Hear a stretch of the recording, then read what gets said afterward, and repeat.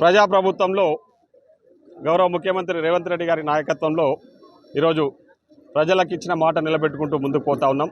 ముఖ్యంగా ఈరోజు ఒక మంచి చక్కటి కార్యక్రమం దేవరకద్ర కౌకుంట్ల మండలాలకు సంబంధించి కళ్యాణలక్ష్మి చాదీ ముబారక్ చెక్స్కు సంబంధించి గతంలో 6 నెలలు 8 నెలలు పట్టే చెక్కులు ఇవ్వడానికి పట్టే సమయం ఇప్పుడు ఒక 2 మంత్స్లోనే కొందరికైతే నెల రోజుల లోపల వాళ్ళ దరఖాస్తు పెట్టుకున్న నెల రోజుల లోపల కూడా చెక్కులు అందజేయడం జరిగింది.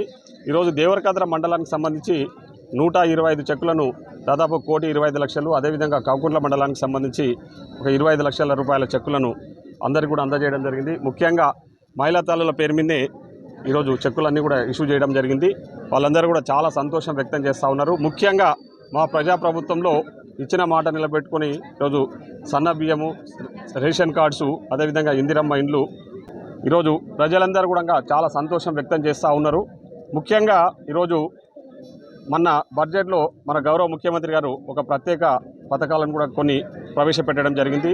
దానికి సంబంధించి ఇందిరమ్మ ముఖ్యంగా ఇన్సూరెన్స్ స్కీమ్ అనేది ఉందో ప్రజలందరికీ కూడా ప్రతి కుటుంబానికి 5 లక్షల రూపాయల చొప్పున కుటుంబ పెద్ద మరణిస్తే ఆ కుటుంబానికి 5 లక్షల రూపాయలు ఇవ్వాలని ప్రభుత్వం నిర్ణయం తీసుకున్నది. అదేవిధంగా కొత్తగా 2 లక్షల రూపాయల చెక్కులను అది 2 లక్షల లోపు అంటే 2 లక్షల వరకు కూడా మళ్ళీ కొత్తగా పెన్షన్లు ఇవ్వాలని నిర్ణయం తీసుకోవడం జరిగింది.